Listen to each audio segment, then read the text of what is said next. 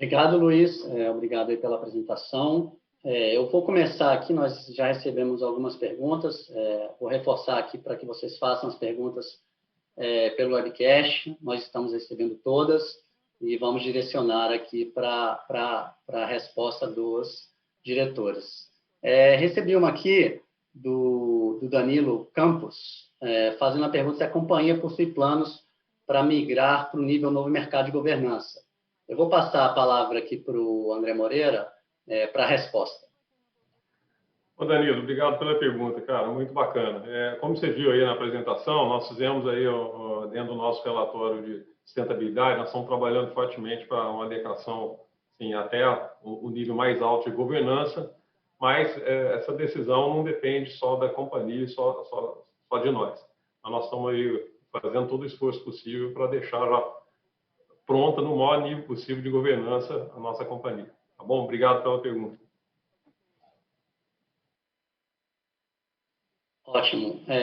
E tenho aqui, vou aproveitar aqui, temos alguns temas na parte financeira que eu vou passar para o Eric. Um deles, eu recebi algumas perguntas aqui, vou tentar resumir, é justamente sobre os dividendos, né? A companhia tem uma estratégia diferente de anúncio de dividendos.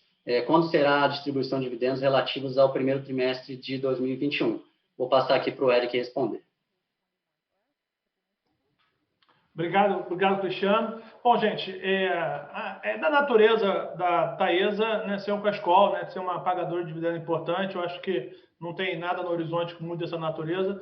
Ela tem uma política estatutária, uma previsão no estatuto de pagamento de pelo menos 50%. O dividendo mínimo da Taesa, então, é de 50%. Sendo que nós temos, então, dois instrumentos de gestão de dividendos, que é trabalhar entre 50% e 100%, ao longo do ano, e também a antecipação, né? O dividendo ele é, por natureza, decidido pela Assembleia ao cerramento do balanço, mas a legislação e o nosso estatuto permitem levantamentos de balanços intermediários a qualquer momento de antecipação de pagamento de dividendos intermediários. Historicamente, a gente tem levantado esse balanço trimestralmente e deliberado sobre pagamento. A companhia está sempre estudando esses pagamentos intermediários, então a gente é uma possibilidade que a gente possa fazer, mas ainda não existe uma deliberação para isso para o primeiro trimestre. Mas nós estamos estudando sempre a possibilidade de utilização do dividendo intermediário como uma forma de maximização das nossas ações. Isso é sempre constante, isso pode acontecer, mas ainda não tem nenhuma deliberação. Por enquanto, o que está deliberado são os 562 milhões de reais deliberados pela Assembleia como dividendos complementares do ano de 2020. Tá? E a qualquer momento a companhia pode se levantar balanço, estão sempre estudando essa possibilidade para fazer pagamentos intermediários baseados no resultado de 2021. Obrigado, Eric. Tem mais uma para você, Eric, é sobre a alavancagem. Eu recebi, acho que uma ou duas perguntas aqui. Vou tentar aqui ver uma aqui. O Augusto, perceptível continuamente da relação dívida líquida e EBITDA, chegando a quase 4 vezes no primeiro TRI. Qual a expectativa de vocês para os próximos 5 anos dessa curva? Se puder falar um pouquinho melhor sobre, né, essa alta aí da alavancagem da companhia. Sabe que eu passei boa parte da minha vida discutindo a alavancagem ótima de setor de utility, setor de energia elétrica, né, e tentando chegar no ponto ótimo de maximização de valor. E, obviamente, a dívida líquida EBITDA é um grande indicador, um número importante, mas não é a única coisa que existe, né? A gente tem que olhar também a estabilidade do fluxo de caixa, o perfil do endividamento, né? E aqui no nosso caso, da Taesa, a gente tem um fluxo de caixa operacional muito robusto, muito forte, com uma previsibilidade e uma estabilidade muito grande. Então, acaba que o nosso desafio aqui não é nem reduzir a alavancagem. Nosso desafio é manter a alavancagem. Nós temos que conseguir oportunidades de investimento, criação de valor, com disciplina, com boas operações, tanto de greenfield como brownfield, para criar valor para a companhia, para que a gente possa manter, senão essa alavancagem cai rapidamente. Então, com a geração de caixa que nós temos, se nós não conseguirmos novos investimentos, ela cai muito rápido nos próximos anos. Eu não consigo e não dou, a companhia não dá guidance de alavancagem do futuro, porque a gente também não sabe qual é o nosso sucesso nos leilões de expansão da transmissão e nas operações de brownfield, que a nossa estratégia está sempre buscando oportunidades que criem valor. Se a gente não conseguir isso, a alavancagem cai rapidamente. E hoje a gente trabalha com níveis que são absolutamente adequados e confortáveis para o nível de geração de caixa que a gente tem. Então, é uma dívida longa, uma dívida muito competitiva em termos de custo, sem uma pressão de amortização, sem pressão de indicadores, com uma geração de caixa muito forte. Então, a nossa estratégia é buscar novas oportunidades de investimento para a criação de valor, para que a gente possa manter uma alavancagem alta. Se isso não acontecer, a alavancagem vai cair drasticamente e é o que a gente está trabalhando para manter esse nível. Então, não é uma preocupação. Questão do indicador apenas, muitos anos eu discuti que o que é o ideal, é 3,5, é 4, 2,5 para 3,5. E aqui tem que sempre responder isso em função da situação estratégica da companhia e da capacidade de geração de caixa. A nossa capacidade de geração de caixa para fazer frente a essa dívida é muito tranquila, a gente tem uma margem muito confortável. Então, o nosso desafio é quase o contrário, né? Nosso desafio não é diminuir essa alavancagem, é conseguir oportunidades de crescimento com criação de valor, com disciplina financeira, para que a gente continue mantendo níveis de alavancagem que maximizem nosso valor. Obrigado, Eric. Venho recebendo aqui algumas perguntas, estou tentando organizar aqui. Tem uma aqui na parte de construção, né? Eu recebi do César. Bom dia. Com a entrega das obras, a partir de qual mês entrarão as receitas da RAP? Aí eu vou passar a palavra aqui para o Luiz Alves para responder essa pergunta. Ok, Cristiano, obrigado, César, pela pergunta. Isso geralmente gera bastante dúvida no setor. Esse tipo de obra, né, de leilão de transmissão, assim que você concluir a construção e entrar em operação comercial, você já passa a ter direito à receita, que é a RAP. Então, você já tem o recebimento no primeiro mês subsequente, ok? Obrigado, Cristiano. Obrigado, Luiz. Tenho aqui recebido algumas perguntas sobre crescimento, né? Sobre busca de leilões, sobre busca de M&A. Eu vou passar a palavra aqui ao André primeiro, até para ele falar um pouquinho sobre o plano, né? Acho que faz sentido falar sobre o planejamento estratégico e se eventualmente o Fábio quiser complementar, mas passo a palavra ao André para falar um pouquinho de crescimento, estratégia de crescimento da companhia. Legal, Cristiano. Bom, nosso planejamento estratégico, nós tratamos aí, eu comentei, né, foi aprovado aí no Conselho de Administração, nós temos fizemos aí uma visibilidade de 10 anos, né, um plano 2021-2030, e ele está baseado, um dos pilares, grandes pilares dele, está baseado em crescimento, que basicamente em três frentes, né? Primeiro, leilões, a gente vai sempre olhar com cuidado e avaliar as oportunidades. E lembrando o seguinte, né, nós não vamos entrar em leilão só para ter a concessão. A gente quer ter a concessão e trazer rentabilidade para a companhia. Isso é fundamental. Estamos olhando todas as oportunidades também de brownfield, como o Eric já comentou, né, de M&A. E também nós temos algumas oportunidades de reforço e melhorias, né? Então, são as três vertentes que compõem aí o pilar crescimento dentro do planejamento estratégico, né, dentre outros. Obviamente, a gente fala muito fortemente de garantir a sustentabilidade da companhia, eu já comentei bastante sobre isso. Então, esse é o resumo um pouco do nosso planejamento estratégico do que está por vir.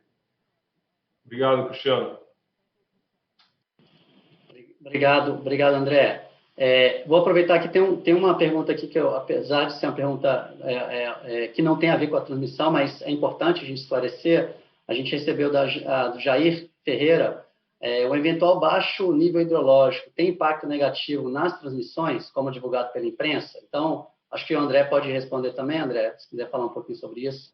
Oh, legal, Jair. Isso sempre gera alguma confusão, né, no setor, porque nós estamos exatamente, né, vamos lembrar o seguinte, né, o setor elétrico é composto basicamente, tem quatro pilares, mas três operacionais, um é geração, o outro é transmissão, o outro é distribuição, né, que está lá na ponta.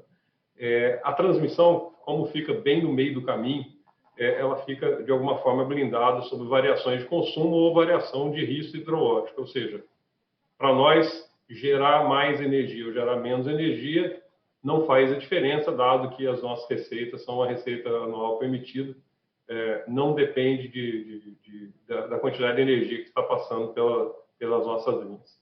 E aí, a quarta parte do setor elétrico, né, que eu me referi, é a parte de comercialização, né? Então, nós temos geração, transmissão, distribuição, e também toda a parte de comercialização.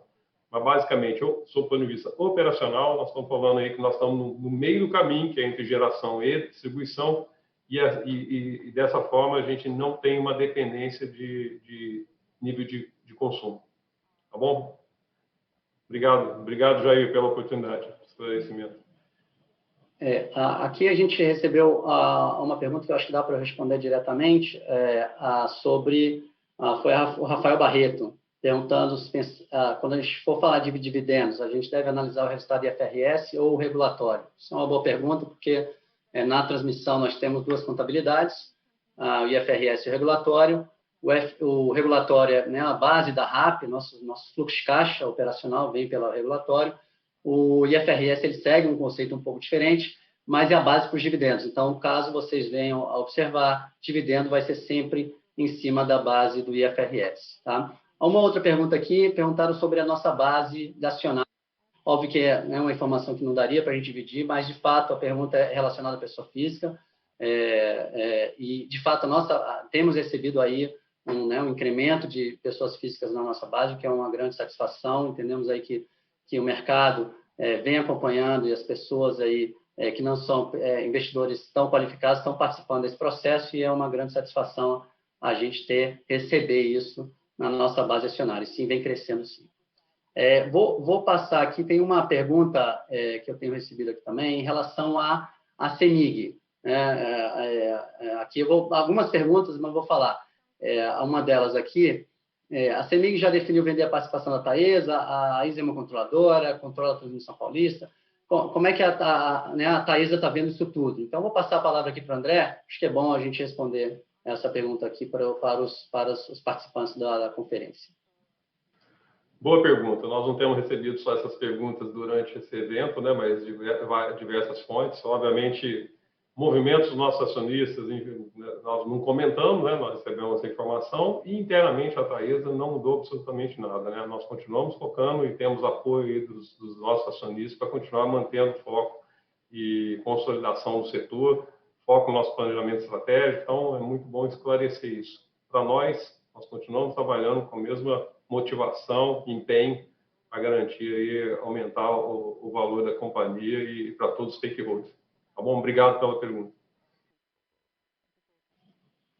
Ótimo.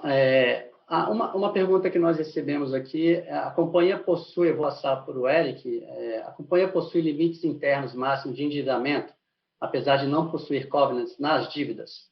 Eric, se puder responder. A pergunta é do Felipe. Oi, Felipe, obrigado pela pergunta. A resposta é não, né? Até por conta que eu estava explicando, dívida líquida EBITDA é um ótimo indicador, é importante, é de acompanhamento, mas ele não é a única coisa relevante, né? Você tem que identificar o momento da empresa. Uma dívida líquida EBITDA de 2 para uma empresa numa situação é diferente de uma dívida líquida EBITDA que pode ser de 4 para uma empresa que tem retornos estáveis e previsíveis e maturidade dos seus ativos, uma geração de caixa que faça frente a essa dívida com muita tranquilidade. Então, nós não temos nem covenant de dívida, nem uma política de alavancagem. A gente discutiu muito isso e nós chegamos à conclusão que alavancagem, risco de dividendo, investimento, são dois lados da mesma moeda. E que nós temos um foco muito claro de criação de valor para a companhia, né, de maximização do valor bursátil da Taesa. Esse é o nosso objetivo. E, para isso, a gente decidiu que melhor são tomadas de decisões sobre as oportunidades. Então, eu tenho uma oportunidade de crescimento, eu avalio aquela oportunidade, eu avalio o risco dela e aí eu decido, naquele momento, se vale a pena ou não vale a pena eu me alavancar para aquilo, se é melhor capital próprio, se é melhor capital de terceiros. Nós temos uma liberdade muito grande em função das oportunidades que nós escolhemos. Nós somos uma empresa especializada, focadas em transmissão no Brasil, quanto mais que alguma coisa lateral sempre pode ser visto, mas transmissão, é o nosso carro-chefe. Então, a gente decidiu que tanto os dividendos quanto a alavancagem, o uso de capital próprio ou capital de terceiro, será decidido caso a caso, oportunidade a oportunidade. E isso nos dá uma capacidade maior de criação de valor do que a gente ter critérios pré-definidos que não vão levar em consideração o caso concreto. Então, levando em consideração o caso concreto, a gente define evento a evento. Muito obrigado, Eric. Estou esperando aqui mais algumas perguntas. Algumas perguntas aqui que eu estou vendo são parecidas com o que a gente já respondeu. Então, por favor, fiquem à vontade para fazê-las via webcast. Enquanto não temos nenhuma nova pergunta, tá? Vou dar mais um minutinho, talvez, para que a gente possa dar mais tempo aí para pessoas perguntarem, senão... tem uma pergunta aqui que é específica sobre leilão deste ano, né? Assim, bom dia, esse ano a Taesa tem interesse de participar dos leilões? Eu acho que o André falou um pouquinho mais de forma macro. Eu vou passar aqui ao Fábio para falar um pouquinho do nosso interesse aí dos leilões deste ano. Fábio, passo a palavra para você. Obrigado, Cristiano. Bom dia a todos e obrigado aí por vocês estarem em nossa conferência. Bom, a Taesa, como o André e o Eric falaram anteriormente, tem como pilares o crescimento, e a nossa estrutura financeira possibilita uma diferenciação muito grande nesse mercado. Então, com certeza, tanto no mercado Greenfield, que são os leilões que vão se avizinhar aí, tanto em junho quanto em dezembro, a Taesa já está estudando, já está se preparando para que possa, de uma forma muito consciente, sempre observando nossos pilares, né, de disciplina financeira, crescimento sustentável, trazer e observando também um retorno, como o André bem colocou anteriormente também, que seja compatível com o nível de risco associado a cada empreendimento. Nós vamos participar sim e de forma bastante competitiva para que a gente possa gerar valor aqui para os nossos stakeholders. Isso também, né, associado aí às oportunidades de M&A no mercado secundário, que também é outro pilar, como também o André bem mencionou. E isso tudo sempre lembrando da nossa capilaridade geográfica, a presença, né, da Taesa em 18 estados, mais no Distrito Federal e nossos centros de operação também espalhados ao longo do Brasil, trazem uma competitividade, um diferencial bastante interessante para a Taesa participar dos certames. Então é isso. Obrigado pela pergunta e bom dia a todos. Obrigado, Fábio. Recebi mais um aqui, do Rafael Ogliari. A empresa tem planos para recompra de ações? Eu vou passar a palavra aqui para o Eric responder. Rafael, muito obrigado aí pela pergunta. A pergunta é muito boa, porque ela tem tudo a ver com o que eu expliquei da nossa estratégia de crescimento, da nossa geração de caixa estável e previsível, sobre o nosso desafio de manter uma alavancagem alta para maximizar valor. Então, é muito coerente a pergunta. E a resposta é não. Tá? Não temos plano. Mas é uma pergunta difícil de responder, né? Porque vocês têm plano? Eu falo não. Mas é sempre uma possibilidade de um dia passar a ter um plano, né? Então, hoje não temos plano de recompra, não temos a intenção. Nós acreditamos nas oportunidades de crescimento do setor de transmissão no Brasil, acreditamos na nossa capacidade de excelência operacional, de ser um player que consegue criar valor através da excelência da operação da transmissão no Brasil, então, e a gente vai conseguir achar essas oportunidades e maximizar o valor delas. Então, não temos um plano, o que não impede de que algum dia passe a ter, tá? Não impede que algum dia passe a ter esse plano. Por isso que essa pergunta ela é muito boa, muito adequada. Difícil de responder, porque a resposta é não hoje, mas se algum dia passar a ter o plano, é sempre um instrumento de criação de valor que existe, que está disponível. Mas hoje, a gente confia aí que a Taesa tem uma capacidade muito grande de criação de valor no investimento em transmissão, né? Nós temos uma excelência operacional que consegue operar e construir investimento, operações de transmissão com excelência. Então, isso a gente faz com que tenha oportunidade de crescimento ainda no Brasil. Ótimo, Eric. Estou recebendo aqui algumas perguntas, outras eu não vou mandar de novo porque são repetidas. De qualquer maneira, as perguntas que a gente não conseguir responder aqui, a gente vai responder individualmente. Recebi alguns elogios também aqui, depois vou passar para a diretoria. Tem uma pergunta aqui do Paulo, que gostaria de saber se, em termos de tecnologia, quais são os próximos passos para o setor de transmissão e como a Taesa está se preparando. Vou passar essa palavra, a pergunta aqui para o Marco Faria, que é nosso diretor técnico aqui de operações. Marco. Bom dia a todos. Obrigado, Paulo. Pergunta interessante, que tecnologia é a nossa grande aliada aí para suportar o crescimento da Taesa, suportar a nossa eficiência operacional, né? Então, a gente tem investido bastante nos processos e em novas tecnologias, principalmente de gestão e eficientização dos nossos processos, né? Dado a diversidade os ativos espalhados aí por todo o Brasil, né?